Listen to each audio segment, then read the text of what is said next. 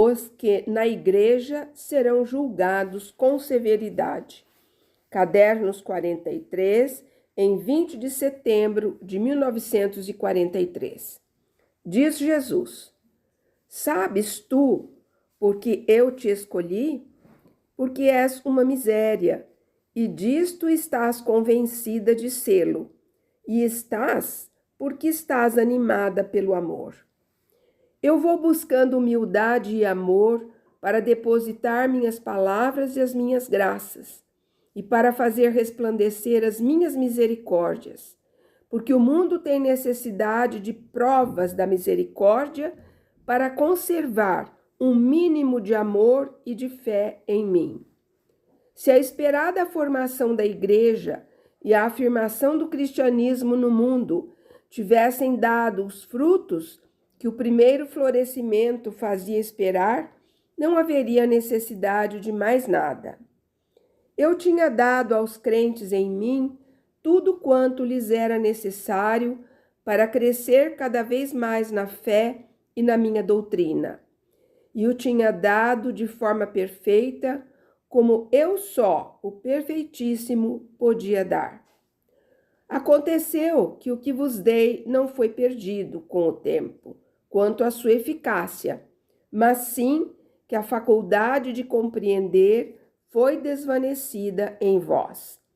Ela se desvaneceu porque ofuscastes vossa visão espiritual com a fumaça das humanas soberbas, vosso ouvido espiritual com o rumor de demasiadas palavras humanas, vosso gosto espiritual com o sabor de tanta corrupção, vosso tato espiritual com o abuso de demasiados contatos carnais, vosso olfato espiritual com vossa perversão, que vos leva a preferir o que está podre em vez do que é puro. Foi desvanecida porque esmagastes o vosso espírito sob as pedras do sentido, da carne, da soberba, do mal de mil formas. Eu fiz jorrar dos céus, melhor ainda, do meu coração que vos ama, a minha doutrina, como um riacho de água destinado a regar as flores das vossas almas. Mas vós lançastes nele pedras e escombros, subdividindo-o em mil e mil fios de água, que acabaram por se perder, sem vosso aproveitamento, vós cristãos, que mais ou menos renegastes a Cristo. As evidentes heresias obliteraram, inclusive, muitas veias que, partindo do meu coração, desciam para nutrir o organismo da Igreja única, católica, romana, universal, e grande parte do organismo tornou-se um membro paralisado, morto à vida, destinado a portar células cancerosas. Mas as pequenas heresias individuais são espalhadas, e quantas são, no núcleo dos católicos. E são as mais perniciosas, as mais condenadas.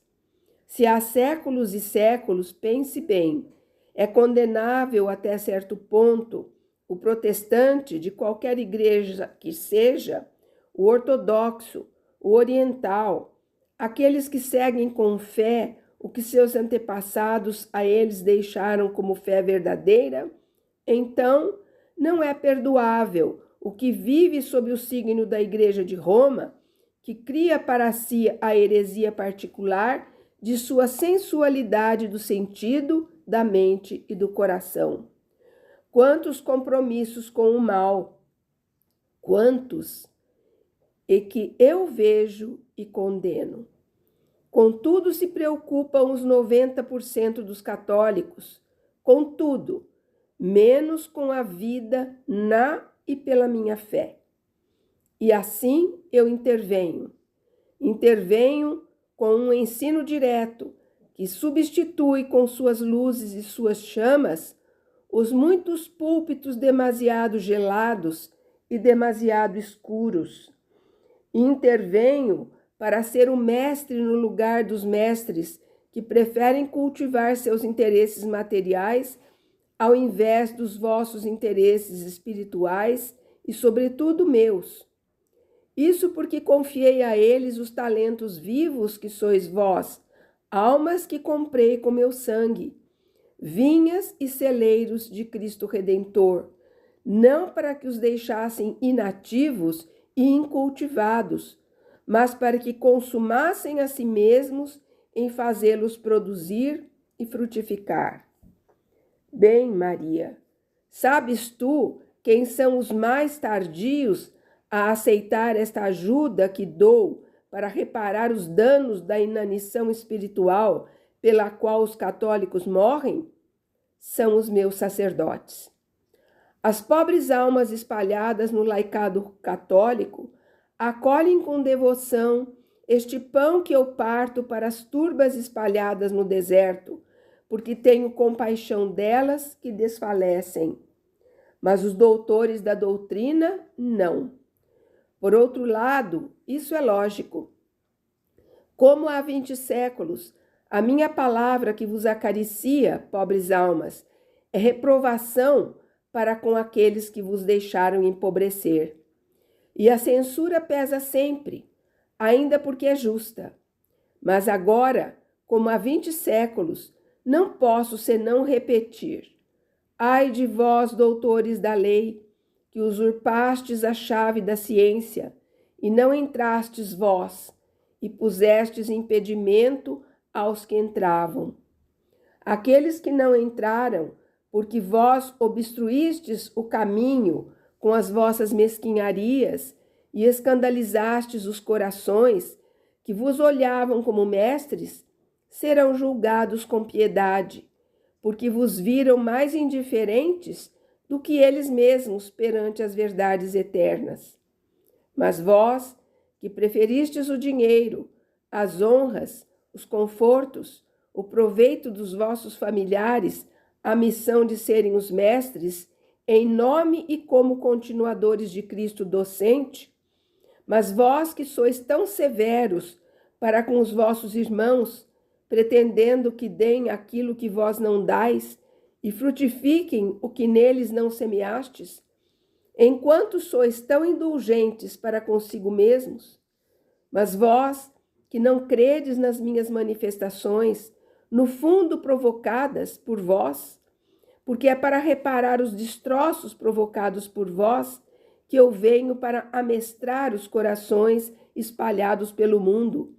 E observai que venho mais quanto mais os tempos se carregam de heresias, também no interior da minha igreja. Mas vós que zombais e perseguis os meus porta-vozes e os insultais chamando-os de loucos e possuídos, como os vossos distantes antepassados chamaram a mim, mas vós sereis tratados com severidade. Purificai-vos com o fogo do amor e da penitência, os sentidos da alma, e ouvireis, vereis, saboreareis, cheirareis e sentireis a mim nas palavras que digo aos humildes e que calo para vós soberbos, porque só quem tem um coração de criança entrará no meu reino. E só aos pequeninos revelo os segredos do rei, porque o maior entre vós católicos não é aquele que se reveste com vestes de autoridade, mas aquele que vem a mim com coração puro, confiante como um menino, amoroso como uma criança para com a mamãe que a nutre. Bem-aventurados os pequeninos, eu os farei grandes no céu.